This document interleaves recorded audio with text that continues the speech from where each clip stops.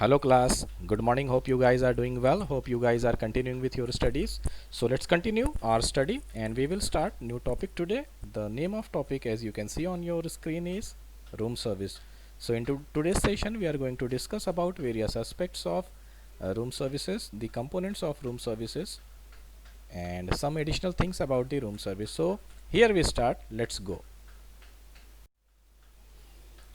So we are going to see what we are going to learn one by one in today's session. So first of all, we are going to learn about room service and its introduction. Second, we are going to learn about standard operating procedure that is adopted in room service. Third thing which we are going to learn in today's session is about order taking procedure. Then we will learn about suggestive sailings. Then we will also have a look on time management. And finally, we will have a look on forms and formats that are found in room service department. So let's start with room service introduction. Let this text get over, then we will start our session.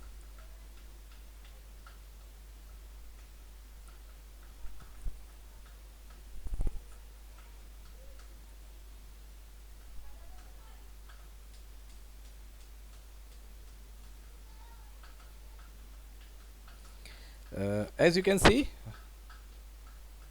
room service means a department which is responsible for service of food and beverages into the guest room. It is also called as in-room dining. Clear? So there are two names. It is called as room service and it is also called as in-room dining. How the service takes place: in case the orders are small, then it is carried on trays, while in case of large orders, the orders are executed on trolleys. The process starts as soon as guest places his order with the room service order taker, who further passes the order to the waiter. Then waiter takes the order to the kitchen. Meanwhile, while doing this, he also prepares his tray or trolley on which food is supposed to be carried to the guest room. Then he goes back to the cashier to have a check prepared to take along with the food order for the guest signature or payment. Remember one thing: in most of the cases, the in-house guest only signs the bill, which is further supposed to be deposited with front office department. And usually the clearance of soiled dishes is done after half an hour or an hour. Now let us also discuss with types of room service. So generally, depending upon the nature of organization, a room service can be either centralized or decentralized. अब देखते हैं what is decentralized service. When all the food orders are executed from one main kitchen, then it is called as centralized room service. यानी जब order लेकर हम एक ही kitchen में सारे ऑर्डर प्लेस करते हैं, सारे ऑर्डर्स की प्रिपरेशन एक ही किचन में होती है, then it is called as centralised room service. लेकिन बड़े बड़े होटलों में क्या होता है अक्सर कि they have multiple kitchens. For example मान लीजिए उनके पास 50-60 फ्लोर की बिल्डिंग है, तो हो सकता है पर फ्लोर के लिए और पर फ्लोर पर से देयर आर 30-40 रूम्स. तो उस केस में क्या है कि रूम सर्विस काफ़ी ज़्यादा बिजी होगा, किचन काफ़ी बिजी होगा, तो ऑर्डर एग्जीक्यूट करने में दिक्कत होगी. तो इसलिए क्या करते हैं, वो हर फ्लोर पर एक सेपरेट किचन बना देते हैं. मान लीजिए फर्स्ट फ्लोर का ऑर्डर है, तो जो कॉल जो जाएगी वो एक पर्टिकुलर डिपार्टमेंट में ही जाएगी. रूम सर्विस डिपार्टमेंट एक ही होगा लेकिन किचन्स मल्टीपल होंगे. तो ऑर्डर लेने के बाद मान लीजिए फर्स्ट फ्लोर का ऑर्डर है, तो रूम सर्विस वाला क्या करेगा, वो फर्स्ट फ्लोर पर जो किचन लोकेटेड है उसको वो ऑर्डर प्लेस करेगा. सेकंड फ्लोर से कोई ऑर्डर आया है तो वो ऑर्डर सेकंड फ्लोर की किचन को वो आगे प्रोसेस किया जाएगा. तो अगर मान लीजिए ऐसा होता है कि there are more than one kitchen, ठीक है, तो such type of room service falls under the category of decentralised room service. Clear? आजकल और एक तीसरा कॉन्सेप्ट भी निकल के आ रहा है which is the mobile room service. Mobile room service में क्या होता है कि फूड एंड बेवरेजेस के ऑर्डर जो है ना वो कैब से डिलीवर किए जाते हैं, but this is most popular in resort. उसके पीछे रीज़न क्या है कि आजकल ट्रेडिशनल टाइप में गेस्ट रूम्स नहीं बनते हैं. आजकल जो गेस्ट रूम रिजॉर्ट्स में, बड़े बड़े रिजॉर्ट्स में पाए जाते हैं वो विला की तरह पाए जाते हैं. एक विला से दूसरे विला के बीच में काफ़ी गैप होता है, और ये जो सारे विलास लोकेटेड है ना, ये किचन और रेस्टोरेंट से काफ़ी दूर लोकेटेड होते हैं. तो इन दैट पर्टिकुलर केस समय बचाने के लिए जो भी फूड ऑर्डर्स हैं वो कैब से डिलीवर किए जाते हैं। तो अगर ये मेथोडोलॉजी आपका होटल इस्तेमाल कर रहा है या रिजॉर्ट इस्तेमाल कर रहा है, तो this gives birth to the third type of room service which is called as mobile room service. So this is all about introduction part. I guess आपको कोई डाउट नहीं है। In case you have doubt you can just text me on WhatsApp. Clear? So let's move to next slide. चलिए step 2 में हम बात करेंगे standard operating procedure की, जो रूम सर्विस में फॉलो किया जाता है। लेकिन कंडीशन वही है, टेक्स्ट को पहले पूरा हो जाने दीजिए, फिर हम एक एक करके देखते हैं कि what is the standard operating procedure. So standard operating procedure short form में हम इसे एसओपी कहते हैं। अगर प्लूरल है तो it is also called as SOPs. So let us see about the SOPs of room service. What are the various SOPs of room service? So one by one, it is the order taking, it is the setting up of tray or trolleys. Next, delivery of the order in room, preparation of tray or trolley for the delivery of next order, tea or coffee service, clearing trays, presenting the bills, VIP or CIP amenity service, morning shift and night shift checklist, take away और parcel orders, कभी कभी parcel order भी आते हैं room service में, and finally suggestive selling and upselling. These are the SOPs of room service. Clear? तो इन सब को कैसे एग्जीक्यूट किया जाता है, इन सब का अपना अपना प्रोसीजर है। वो सारे procedure it is not possible to insert that in slide, वो मैं आपको आपके ग्रुप में अलग से भेज दूंगा। क्लियर? कि जैसे मान लीजिए हम मॉर्निंग शिफ्ट और नाइट शिफ्ट की चेकलिस्ट प्रिपेयर करते हैं तो क्या क्या उसमें हमें मेथड फॉलो करने हैं, ऑर्डर टेकिंग में क्या क्या मेथड फॉलो करने हैं, सेटिंग अप ट्रे या ट्रॉली में क्या मेथड्स फॉलो होते हैं, तो इन सब की अपनी अपनी SOPs भी है। सो अगर उन चीज़ों को इसमें इंक्लूड करेंगे तो ये बहुत ज़्यादा बड़ा हो जाएगा, इसलिए उसको इसमें इंक्लूड नहीं किया गया है। ये सारी चीज़ें आपको आपके व्हाट्सएप ग्रुप में भेज दी जाएंगी, आप उसे वहाँ से चेक कर सकते हैं, और in case if you have any question और क्वेरी तो आप उसे टेक्स्ट कर सकते हैं मुझे। Clear? Now let us move to next slide. चलिए यहाँ पर हम डिस्कस कर लेते हैं ऑर्डर टेकिंग प्रोसीजर यानी उसके SOP। तो एक बार फिर से जो टेक्स्ट राइट हो रहे हैं इनको राइट हो जाने दीजिए, फिर हम कंटिन्यू करेंगे।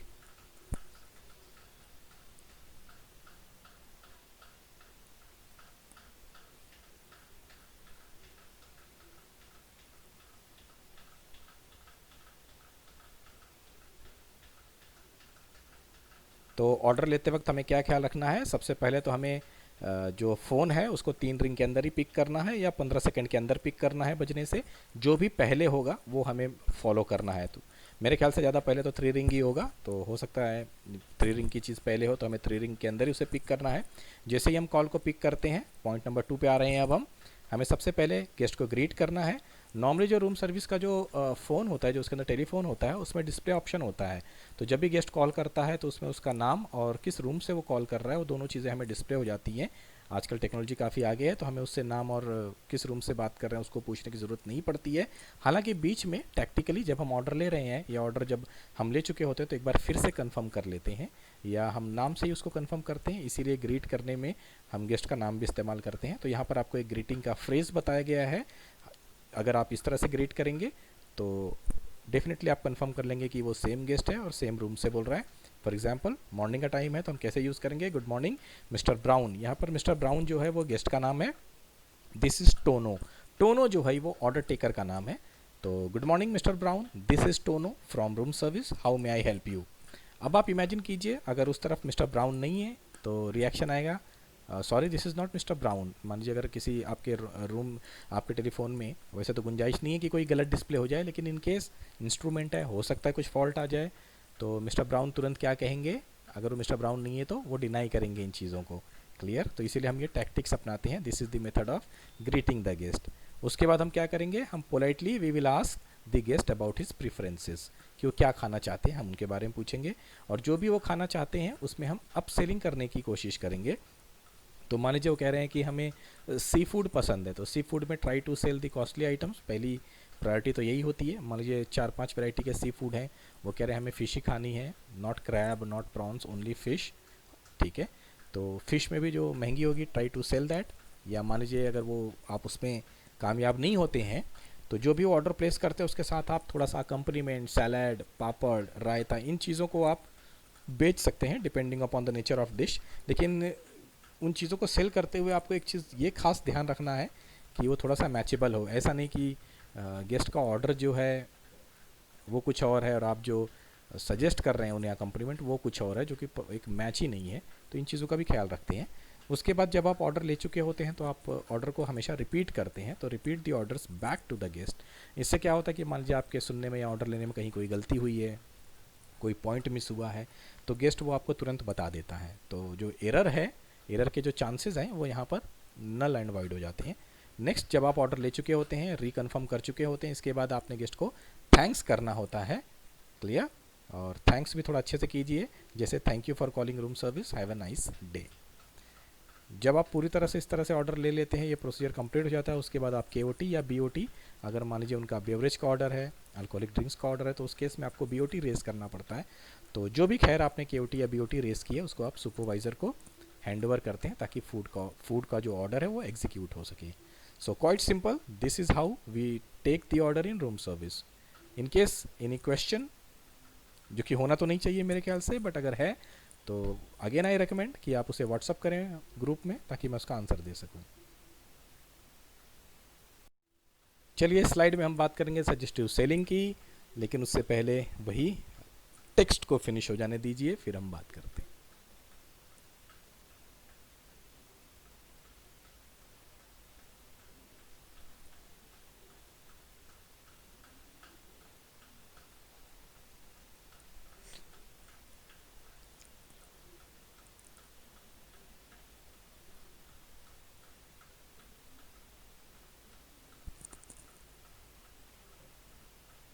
देखिए, सजेस्टिव सेलिंग का मतलब क्या होता है? सजेस्टिव सेलिंग का मतलब होता है कि गेस्ट को कुछ एक्स्ट्रा चीज़ें बेच देना। क्लियर? तो अब वो चीज़ें बेचने के लिए आपके अंदर भी कुछ क्वालिटीज़ होनी चाहिए, एक ऑर्डर टेकर के अंदर भी कुछ क्वालिटीज़ होनी चाहिए। उसमें सबसे इंपॉर्टेंट क्वालिटीज़ तो यही है कि उसे मेनू नॉलेज होना चाहिए। आपके होटल में, आपके किचन से क्या क्या प्रोडक्ट सेल हो रहा है, स्पेशलिटी ऑफ द डे क्या है, आज क्या चीज़ है जो अवेलेबल नहीं है, आज क्या चीज़ है जो ज़्यादा क्वांटिटी में अवेलेबल है, ये सारी चीज़ें पता होनी चाहिए to be a effective suggestive seller.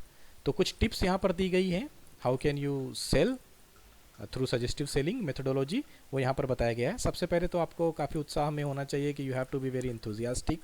उसके अलावा आपको कुछ वर्ड्स का इस्तेमाल करना है जिससे आपके सजेशन में ना थोड़ा सा वेटेज आ सके, जैसे कि फ्रेश, पॉपुलर, जनरस, इस तरह की चीज़ें आप ऐड ऑन कर सकते हैं। फॉर एग्जांपल, गेस्ट को आप कह सकते हैं कि सर आप आज पालक का सूप ट्राई कीजिए। हमारा जो हम जो पालक बनाते हैं ना, हमेशा फ्रेश, हम जो पालक का सूप बनाते हैं वो हमेशा फ्रेश पालक से बनता है, जो कि हमारे अपने फार्म में ही ग्रो होता है। तो कुछ इस तरह की चीज़ें। नेक्स्ट आप कह सकते हैं, जैसे मान लीजिए मशरूम की कुछ सब्जी आप बेच रहे हैं, तो आप कह सकते हैं sir you can try for mushroom मटर, ये हमारे यहाँ की बहुत ही पॉपुलर रेसिपी है। तो इस तरह के कुछ चीज़ें आप ऐड ऑन करके, ऐसे वर्ड्स फ्रेश, पॉपुलर, ठीक है, ऐसे कुछ वर्ड्स ऐड करके आप वेटेज बढ़ा सकते हैं डिश का, जो कि आपको सेल करने में काफ़ी ज़्यादा मदद करेगी। आपको हमेशा गेस्ट से प्रश्न पूछना चाहिए, यू शुड आस्क क्वेश्चंस, कि गेस्ट एक्चुअली सच में भूखा है या गेस्ट जो है वो ऐसे ही छोटी मोटी चीज़ें मंचिंग के लिए मांग रहा है। और मान लीजिए कि गेस्ट अगर सच में भूखा है, तो आप ट्राई पता कीजिए कि उसकी चॉइस क्या है, वो चिकन के लिए जाना चाहता है, बीफ के लिए जाना चाहता है, या वेजिटेबल के लिए जाना चाहता है। तो आप सजेस्ट वही कीजिए जो गेस्ट खाना चाहता है। फॉर एग्जांपल, गेस्ट कह रहा है कि मैं चिकन खाना चाहता हूँ, तो आप उसे बीफ पर डाइवर्ट मत कीजिए, ठीक है, क्योंकि आपका ये फिर ये प्लान फेल हो जाएगा। इसमें आजकल गेस्ट भी ज़्यादा स्मार्ट होते हैं, तो आप जब भी उसे अल्टरनेटिव दें तो उसे आउट ऑफ चॉइस का ना दें, ठीक है। तो मान लीजिए गेस्ट कह रहा है चिकन, तो चिकन में आप प्रिपरेशन पूछ लें कि कैसे चाहिए चिकन, मान लीजिए ग्रेवी में चाहिए, तंदूरी चिकन चाहिए, या ड्राई कोई प्रिपरेशन चाहिए। तो वंस दैट इज़ कन्फर्म, फिर आप उसमें से प्रॉपर सजेशन दे सकते हैं। क्लियर? और अगर मान लीजिए ज़्यादा कन्फ्यूज़न है, तो आप गेस्ट को अपनी फेवरेट डिशेस का सजेशन दे सकते हैं। फॉर एग्जांपल, मान लीजिए चिकन उसे ग्रेवी में चाहिए, तो आप कह सकते हैं कि chicken Chettinad, sir you can try chicken Chettinad, it is one of the my favourite, और ये सच में बहुत अच्छी होती है, और आप डेफिनेटली इसको ट्राई करें। आप इसको ट्राई करेंगे तो आपको बहुत पसंद आएगी। तो in this way you can suggest your favourites. लेकिन फेवरेट्स जब भी आप सजेस्ट करेंगे, तो रियली एक चीज़ ये भी ध्यान में रखिएगा कि वो आपकी फेवरेट होनी चाहिए, या एटलीस्ट आपने उसको कभी टेस्ट किया है। कहीं ऐसा ना हो कि आप कोई गलत सजेशन दे दे गेस्ट को, और फिर वो चीज़ उस एक्सपेक्टेशन पर खरी ना उतर पाए, और थोड़ा सा आपका या जो भी है ऑर्गेनाइजेशन का नाम खराब हो। क्लियर? चॉइसेस ऑफर करना सीखिए। जब भी आप चॉइस ऑफर करते हैं, तो कोशिश ये कीजिए कि आप एक से ज़्यादा चॉइस ऑफर कर रहे हैं। जैसे यहाँ पर एक सिंपल एग्जांपल दिया गया है, इसमें गेस्ट को कहा गया है कि वो ये चीज़ केक लेना चाहते हैं, या मान लीजिए होम मेड पिकन पाई लेना चाहते हैं डेजर्ट में। तो इस तरह से दो उन्हें चॉइसेस ऑफर की गई हैं, एक तो चीज़ केक की, दूसरा पिक एंड पाई की। यहाँ पर देखिए पर्पजली एक वर्ड डाला गया है, होम मेड। तो इससे क्या होता है ना कि डिश का जो है वो वेटेज बढ़ जाता है, और डिश का जब वेटेज बढ़ता है तो डिश की जो सेलिंग एबिलिटी है वो अपने आप बढ़ जाती है। तो ये सारी जो क्वालिटीज़ हैं, these are the qualities of suggestive seller. फिर आप एक पॉइंट और जो है आखिरी में मेंशन है कि suggest food and beverages that naturally go together. ठीक है, तो ये पॉइंट जो मैं कह रहा था कि मान लीजिए आप गेस्ट चिकन का ऑर्डर दे रहा है, तो आप out of range, out of topic मत बात कीजिए। ठीक है, तो जैसे चिकन खा रहा है तो उसको चिकन ही दीजिए। फिर आप ऐसे अकम्पनीमेंट्स उनको सजेस्ट कीजिए जो चिकन के साथ जा रहे हैं, तो गो फॉर पर्टिकुलर रायता या पर्टिकुलर सैलड या पापड़ आप उसको सजेस्ट कीजिए। तो ये ज़रूरी नहीं है कि सजेस्टिव सेलिंग में कि आप हाइयर अमाउंट के डिशेज़ ही सेल करेंगे। अब गेस्ट मान लीजिए 200 रुपये का खाना खाना चाहता है, आप 202 रुपये की डिश बेच दे रहे हैं उसे, 2 रुपये की कोई एडिशनल डिश भी बेच दे रहे हैं, तो it is of course again to the organisation, it is profit to your hotel. तो this is what is suppose to be followed in suggestive selling. Suggestive selling का कहीं ये मतलब नहीं होता है कि आप 10 रुपये का गेस्ट खाना खाने आए तो उसको 100 रुपये बेच देंगे। ऑफकोर्स आप वो कर सकते हैं, लेकिन वो हर बार ये ट्रिक कामयाब नहीं होती है। तो जब ये ट्रिक कामयाब नहीं हो तो आप छोटी छोटी चीज़ें सेल कीजिए, जैसे सैलड, जैसे रायता, जैसे पापड़। जैसे मान लीजिए गेस्ट मेन कोर्स खा रहा है, उसने ऑर्डर दिया है सीधे सीधे चिकन मटन का, वेजिटेबल का, सूप का, तो ट्राई कीजिए उसे वो दो आप बेच दें, ट्राई कीजिए उसे कुछ कोल्ड ड्रिंक्स बेच दें आप। सो अगर आप ऐसे थोड़ी सी स्ट्रेटजी को अडॉप्ट करेंगे तो ऑब्वियसली आपकी जो सेल्स एबिलिटी है वो काफ़ी बढ़ जाएगी। तो होप आपको ये समझ में आ गया होगा। ठीक है, तो अब समय हो गया है हमारी नेक्स्ट स्लाइड पे मूव करने का। Now we will talk about the next step, step number 5, time management.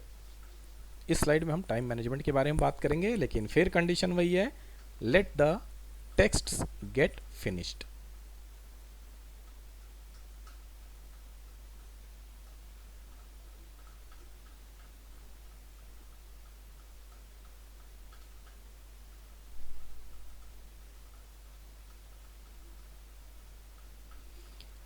Time management क्या होता है और ये क्यों ज़रूरी है? गेस्ट के ऑर्डर के हिसाब से चीज़ों को डिलीवर करना within specific period of time is called as time management, is a part of time management. साथ ही साथ टाइम मैनेजमेंट इसलिए ज़रूरी है कि जो स्टाफ आपका, जो एम्प्लॉयज़ आपके यहाँ काम कर रहे हैं, वो कहीं टाइम पास तो नहीं कर रहे हैं, कहीं ऐसा नहीं है कि वो सर्व करके क्लियरेंस नहीं कर रहे हैं या चीज़ों पर प्रॉपर ध्यान नहीं दे रहे हैं। अगर ऐसी चीज़ें होंगी, अगर इस तरह की लापरवाही होगी, तो इससे क्या होता है कि आपका जो ऑर्गेनाइजेशन है उसका नाम, उसकी रेपुटेशन डाउन होती है। साथ साथ जो है कि आप मैन पावर का भी वेस्टेज कर रहे हैं, इसका एक इनडायरेक्ट जो इंडिकेशन हो ये भी होता है। इसीलिए टाइम कंट्रोल सिस्टम का होना बहुत ज़रूरी है, इसलिए टाइम मैनेजमेंट का होना बहुत ज़रूरी है। ठीक है, अब टाइम मैनेजमेंट शुरू कहाँ से होता है, टाइम कंट्रोल सिस्टम शुरू कहाँ से होता है? टाइम कंट्रोल सिस्टम ठीक उस समय से शुरू होता है जब गेस्ट फ़ोन करके अपना ऑर्डर प्लेस करता है। तो गेस्ट के द्वारा प्लेस किए हुए ऑर्डर के हिसाब से कितना समय लगेगा टोटल ऑपरेशन में, वो पूरा जो सिस्टम होता है that is the time management. और इस सिस्टम को बैठकर कौन बनाता है? सिस्टम को बैठकर बनाते हैं या तो F&B मैनेजर, या आउटलेट मैनेजर, और एग्जीक्यूटिव शेफ। एक हम छोटा सा एग्जांपल लेते हैं कैसे। मान लीजिए गेस्ट ने ऑर्डर दिया है चाय कॉफ़ी का, तो ये ऑर्डर गेस्ट के रूम में डिलीवर हो जाना चाहिए विद इन 15 मिनट्स। तो यानी उन्होंने ऑर्डर प्लेस किया है 4 बजे, तो इसका मतलब है 4:15 पर, ऑब्वियसली शाम के 4 बजे, तो 4:15 तक हमने वो ऑर्डर डिलीवर कर दिया गेस्ट के रूम में, और उसके 20 मिनट बाद हम क्लियरेंस कर लेंगे। क्लियर? यानी 15 + 20 आप ऐड कीजिए, 4:35 तक ये पूरा प्रोसेस ख़त्म हो जाना चाहिए। ठीक है, तो 4 बजे आपने ऑर्डर रिसीव किया, 4:15 तक वो डिलीवर हो गई, 20 मिनट हमने दिया गेस्ट को चाय पीने के लिए, 20 से 25 minute, obviously 5 minute plus minus भी ले लेंगे।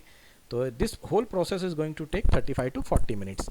Where as in case of main course, मान लीजिए गेस्ट ने दाल, राइस, सब्जी, रोटी, चिकन, मटन, ऐसी कुछ डिशेस का ऑर्डर दिया है, तंदूरी आइटम्स का ऑर्डर दिया है, तो ये प्रोसेस थोड़ा सा ना, this process is going to take a long time. मान लीजिए मेन कोर्स का है, तो मेन कोर्स भी बनने में कम से कम 25 मिनट तो आप मान के चलिए कि लग ही जाएगा। तो सेम ऑर्डर, अगर मान लीजिए ऑर्डर दिया गया है 4 बजे, ऑर्डर बन के डिलीवर होने में हाफ एन आवर लग गया, 4:30 तक ऑर्डर गया, उसके बाद 45 मिनट्स हमने गेस्ट को टाइम दिया कंज्यूम करने के लिए। ऑब्वियसली गेस्ट अगर आराम से बैठ के खा रहा है तो 25-30 मिनट कहीं नहीं गए। ठीक है, तो हम 45 मिनट बाद क्लियरेंस करते हैं। तो इस केस में हमारा जो पूरा टाइम मैनेजमेंट है वो लगा 1 घंटे और 15 मिनट का। क्लियर? तो वो 4:15 के आसपास हम उस चीज़ को क्लियर करेंगे। तो ये टाइम मैनेजमेंट डिपेंड करता है nature of the food order which is placed by the guest. Clear?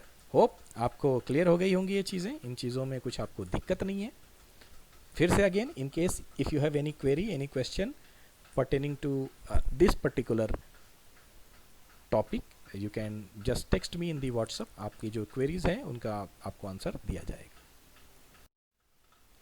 Finally step number 6, इसमें हम बात करते हैं कि क्या क्या फॉर्म्स एंड फॉर्मेट्स होते हैं जो रूम सर्विस डिपार्टमेंट में पाए जाते हैं। तो आपको यहाँ पर 2 फॉर्मेट दिख रहे हैं। पहला फॉर्मेट है रूम सर्विस एरेंट कार्ड का, दूसरा है रूम सर्विस कंट्रोल शीट का। ये दोनों चीज़ें आपके स्टाफ को या रूम सर्विस के एम्प्लॉयज़ को कंट्रोल करने के लिए यूज़ की जाती हैं। पहले हम बात करते हैं रूम सर्विस एरेंट कार्ड की। रूम सर्विस एरेंट कार्ड जो होता है ये वेटर भरता है इसको, ठीक है। ये बेसिकली इसमें क्या डिटेल होती है, इसमें डिटेल ये होती है कि किस रूम नंबर में किस वेटर ने कितने बजे सर्विस दी और कितने बजे क्लियरेंस किया। जैसे आप देख सकते हैं टाइम इन आउट है, टाइम इन है, तो ये चीज़ें इसमें मेंशन होती है। तो it is basically it is a sheet या it is basically a card that is use to control the movement of your stewards और रूम सर्विस वेटर्स। सेकंड की जहाँ तक हम बात करें रूम सर्विस कंट्रोल शीट, तो ये वेटर मूवमेंट प्लस डिश जो है, डिश की मूवमेंट को भी ये कंट्रोल करता है। यानी इसमें साफ साफ ये मेंशन होता है कि क्लियरेंस कितने बजे किया गया, ठीक है। तो इसको हम टाइम टाइम पर जो सीनियर कैप्टन होते हैं, रूम सर्विस के कैप्टन होते हैं, इसको चेक करते रहते हैं, ठीक है। तो उसमें आप देखिए कि क्लियरेंस अटेंडेंस दिखा हुआ है या स्टेटस लिखी हुई है, ठीक है। तो उसको चेक करने से पता चलता रहता है कि कौन से रूम में हमने सर्विस कब की थी और किसका किसका क्लियरेंस बाकी है। तो जैसे जैसे क्लियरेंस होता जाता है हम डन डन डन डन उस रूम के आगे जो ऑर्डर एग्जीक्यूट किया गया हम लिखते रहते हैं। तो इससे हमें पूरी की पूरी जो क्लियरेंस एक्टिविटी है और प्लस वेटर कहीं कुछ भूल तो नहीं गए हैं, इन चीज़ों को कंट्रोल करने में मदद मिलती है। तो ये 2 फॉर्मेट देखे हैं। नेक्स्ट स्लाइड पे मूव करते हैं जहाँ पर 2 फॉर्मेट और हैं हमारे लिए। चलिए देखते हैं नेक्स्ट स्लाइड पर कि वो 2 फॉर्मेट कौन से हैं। तो चलिए हम अपनी आखिरी स्लाइड पर आ गए हैं। ये कंटिन्यूएशन है फॉर्म एंड फॉर्मेट्स का, पिछले स्लाइड का ही कंटिन्यूएशन है स्टेप नंबर 6 का। तो यहाँ पर जैसे आपको अगेन 2 और फॉर्मेट दिख रहे हैं। एक फॉर्मेट है केओटी या बीओटी का, दूसरा है लिनन एक्सचेंज रजिस्टर। केओटी या बीओटी की बात करते हैं, जब भी गेस्ट अपना ऑर्डर प्लेस करता है तो उसका जो ऑर्डर है वो केओटी या बीओटी पर लिया जाता है। मान लीजिए फूड का ऑर्डर है जो किचन में जाना है तो वो केओटी पे लिया जाता है, जो बाहर से हमें जो चीज़ें पिक करनी है वो बीओटी में लिखी जाती है, मेंशन की जाती हैं। तो this is a format of KOT and BOT. Almost दोनों का फॉर्मेट एक जैसा ही होता है, ठीक है। बस आप थोड़ा सा ये देख लें, जहाँ पर ये केओटी लिखा हुआ है यहाँ पर बीओटी के केस में बीओटी लिखा हुआ होगा। नेक्स्ट हम आते हैं लिनन एक्सचेंज रजिस्टर पर। लिनन एक्सचेंज रजिस्टर में हमने कब लिनन को एक्सचेंज किया है हाउसकीपिंग डिपार्टमेंट से, उसकी सारी डिटेल्स होती है। तो इससे हमें पता होता है कि हमने टेबल नैपकिन कब लाया था, हमने टेबल क्लॉथ को कब लाए थे, फ्रिल्स कब लाए थे। तो इससे हमें पता चलता है कि हमारा कौन सा स्टॉक जो है वो हमारे पास कितना डर्टी है, कितना हमने दिया था, कितना हमारे पास बैलेंस है। तो ये सारी चीज़ें इससे हम कंट्रोल कर सकते हैं। तो ये भी एक बहुत इंपॉर्टेंट रजिस्टर है which is a part of room service department. So this was all about room service department. I hope you enjoyed the lecture, hope you enjoyed the session. In case if you have any query, in case you have any question, तो जैसे मैं बार बार कहता हूँ आप उन questions को group में भेज सकते हैं। Hope you enjoyed the lecture. Thank you so much.